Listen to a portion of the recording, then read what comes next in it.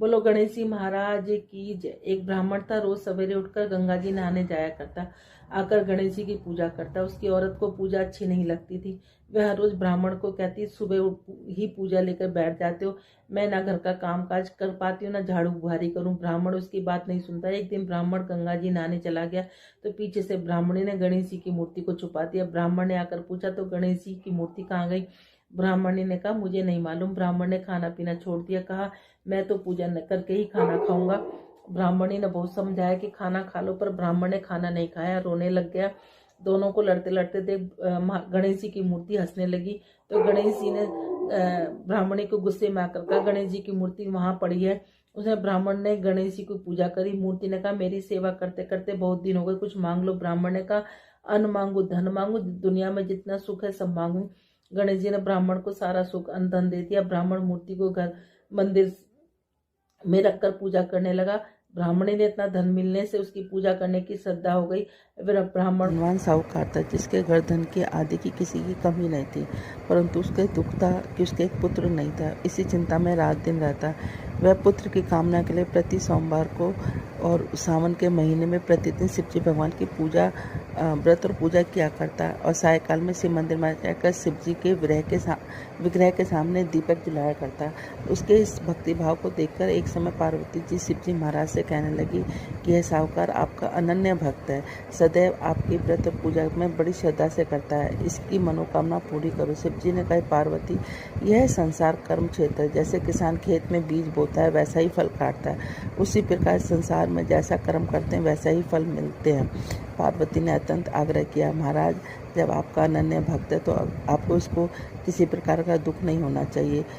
जो इसको दुख है उसको अवश्य दूर करना चाहिए, क्योंकि आप सदैव अपने भक्तों पर दयालु रहते हैं, इसके दुखों को दूर करते हैं। मनुष्य आपकी सेवा में यदि आप ऐसा नहीं करेंगे तो मनुष्य आपकी सेवा व्रत क्यों करेंगे?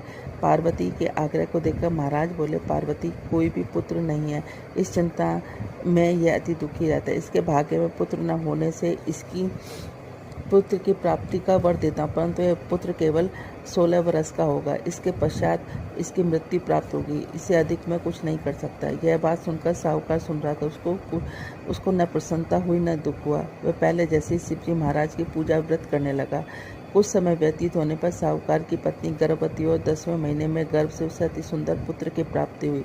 साहूकार के घर में खुशियाँ मनाए गए, परंतु साहूकार ने उसकी केवल 16 वर्ष की आयु जानकर अति प्रसन्नता प्रकट नहीं की और न ही किसी को भेद बतलाया। जब वह बालक 15 वर्ष का हो गया तो बालक को माता ने अपने पिता से विवाह आदि के लिए कहा कि साहूकार कहने लगा, यदि मैं इसका विवाह नहीं करूंगा।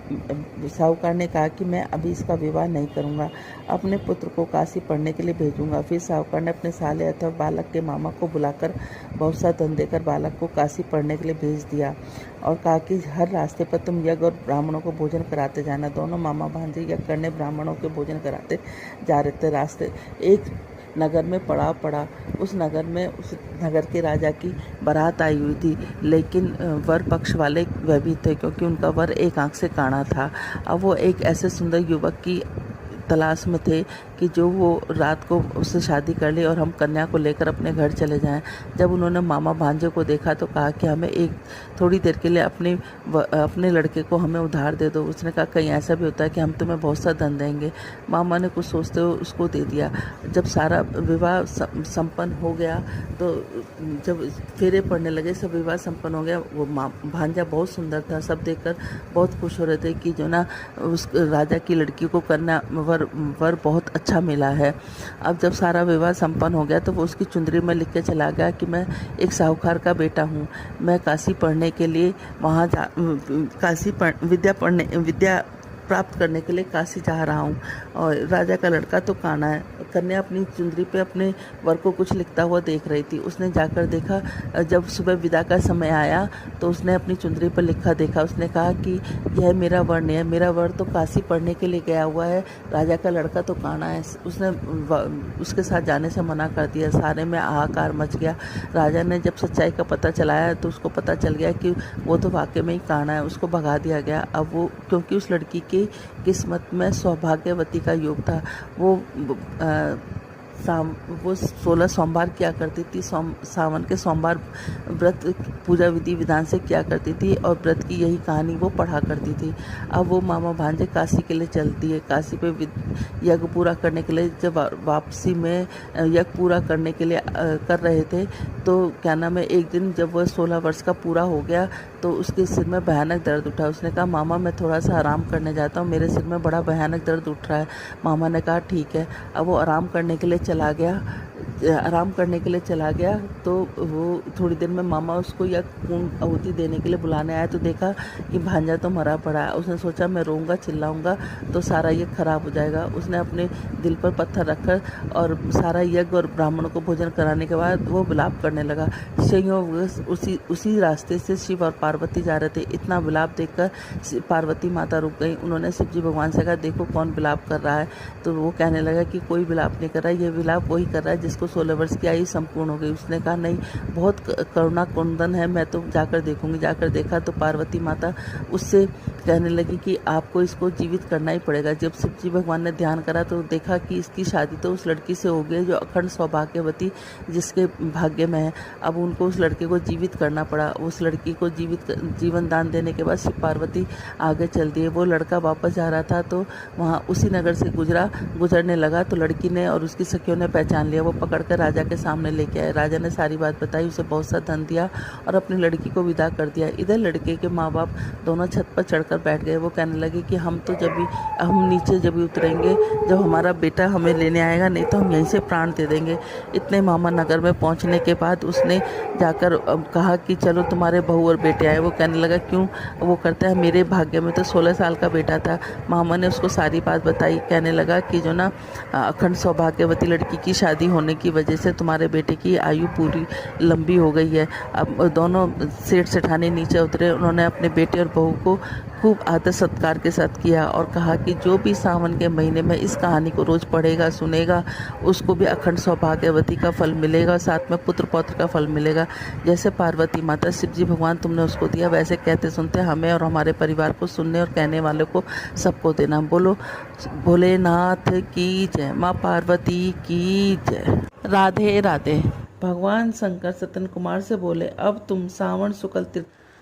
राधे राधे। राधे सखियाँ, जो आप सब लोगों का चैनल है, आप इस चैनल में आप सब लोगों का बहुत बहुत स्वागत है। भगवान से प्रार्थना करते हैं कि आप सब लोग अपने घर में सुरक्षित होंगे, स्वस्थ होंगे। ये जो सावन मातरम की हमारी कड़ी चल रही है उसका ये 17वां अध्याय है। ओम नमः शिवाय, ओम नमः शिवाय, ओम नमः शिवाय, ओम नमः शिवाय, ओम नमः शिवाय, ओम नमः शिवाय, ओम नमः शिवाय, ओम नमः शिवाय। गजाननं भूतगणातिसेवितं कपितजम्बूफलचारुभक्षणं उमातं शोकविनाशकारकं नमामि विघ्नेश्वरं पादपङ्कजं। त्वमेव मात् कर्पूरगौरं करुणावतारं संसारसारं भुजगेन्द्रहारं सदा वसन्तं हृदयारविन्दे भवन भवानी सहितं नमामि। त्वमेव माता च पिता त्वमेव बन्धु च सखा त्वमेव विद्याधरिवं त्वमेव सर्वं मम देव। 17वां अध्याय पवित्रारोपण। भगवान शंकर ने सतन कुमार से कहा, हे देवेश, मैं तुम्हें अभी सावन शुक्ला सप्तमी का व्रत बतलाया। अब मैं तुम्हें सावन शुक्ला अष्टमी का विषय में बतलाता हूँ। ध्यानपूर्वक सुनो। सावन शुक्ला सप्तमी को अधिवासन कर अष्टमी के दिन पवित्रारोपण करना चाहिए। जो मनुष्य पवित्रा बनवाता है उसका फल कहता हूँ। पवित्रा बनवाने का यज्ञ व्रत दान सब तो हम भी सेचन का फल प्राप्त कर लेता है, क्योंकि सर्वगता शिवा उसमें निवास करता है। अतः उसे न तो आदि व्याधि दुख पीड़ा होती है और न ही शत्रु का भय रहता है। उसे कोई ग्रह भी पीड़ा नहीं पहुंचा सकता। उसके समस्त कार्य अपने सा आप सिद्ध हो जाते हैं। राजाओं के पुण्य की वृद्धि करने वाला इससे बढ़कर दूसरा कोई साधन नहीं। सावन शुक्ल सप्तमी के दिन अधिवासन करके देवी के लिए उत्तम पुष्प, फल, गंध, सब प्रकार की पूजा सामग्री लेकर अनेक प्रकार के नैवेद्य, वस्त्र, आभूषण आदि एकत्र करें। फिर पवित्र निर्माण करके पंचगव्य प्रशासन करना चाहिए। फिर चारों द्वारा दिग्बली और अधिवासन कर सुंदर वस्त्रों को पवित्र कर आक्षन करना चाहिए। सोमवार देवी के मूल मंत्रों से अभिमंत्रित करके पवित्रा को देवी के सामने स्थापित करना चाहिए। देवी का सुंदर मंडप का निर्माण कर रात्रि जागरण करना चाहिए। अगले दिन प्रातःकाल स्नान करके दिशाओं में बलि देनी चाहिए। विधिवत देवी की पूजा करने के बाद स्त्रियां तथा ब्राह्मणों को भोजन कराना चाहिए। दक्षिणा देनी चाहिए। राजा के दृढ़ता के साथ नियमों का पालन कर उस स्त्री, जुआ, शिकार आदि मांस का त्याग करना चाहिए। ब्राह्मण और आचार्य को स्वाध्यान कर वैश्यों को व्यापार और खेती का कार्य बंद करके कम से कम आधा दिन देवी के ध्यान में अपने मन को लगाना चाहिए। हो सके तो 5 या 7 दिन देवी का ध्यान करना चाहिए। जो ज्ञानी सविधि पवित्रारोपण नहीं करता उसका पूरे वर्ष का अर्चन निष्फल हो जाता है। अतः मनुष्य को भक्ति पूर्वक देवी प्रायण होकर प्रति वर्ष पवित्रारोपण करना चाहिए। कर्क तथा सिंह का सूर्य हो जाने पर श्रावण शुक्ला अष्टमी के दिन देवी के पवित्रारोपण करना चाहिए। नित्य क्रम कर समझकर करना चाहिए। सतन कुमार ने कहा, हे देवादिदेव महादेव, जो आपने जो पवित्रारोपण बताया उसके निर्माण की विधि किस प्रकार से मुझे समझाइए। भगवान महादेव बोले, हे सतन कुमार, रेशमी वस्त्र, कुश या कांस से निर्मित या ब्राह्मणी द्वारा रुई से बना सूत होना चाहिए। सूत धागों को 3 गुना कर त्रिगुणी करने की उसकी संख्या 360 होनी चाहिए। 360 सूतों को उत्तम हो तो 270 के माध्यम से 180 सूतों को निष्कट करना चाहिए। 100 ग्रंथि का उत्तम, 50 ग्रंथि का मध्यम और 16 ग्रंथि का पवित्र कनिष्ठक होता है। 6, 3, 4, 2, 12, 24, 12, 8 ग्रंथि का कनिष्ठा पवित्री होती है। देवी प्रतिमा को की नाभि तक सीमित पवित्रा कनिष्ठा, जांघें व मध्यम जानू तक की पवित्रा उत्तम मानी जाती है। इस पवित्रा की सब गांठें को केसर से रंगना चाहिए तथा सर्वोद्भृत वेदी पर देवी की पूजा करके देवी के समक्ष कलश या बांस पात्र पर पवित्र को रखे 3 सूतों से ब्रह्मा, विष्णु, शंकर का आह्वान करना चाहिए। 9 सूतों से ओंकार, सोम, वृणी, नाग, रवि, ईश्वर, विश्वदेव का आह्वान करना चाहिए। हे सतन कुमार, अब मैं तुम्हें ग्रंथियों में देवों की स्थापना की विधि बतलाता हूँ।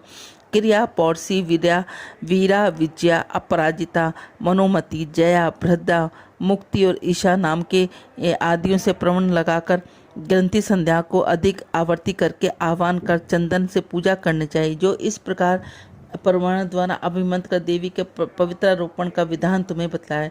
दूसरे दिन देवी को प्रतिपदा आदि तिथियों में पवित्रारोपण करना चाहिए। उसके विषय में सुनो। धंधक, श्री गौरी,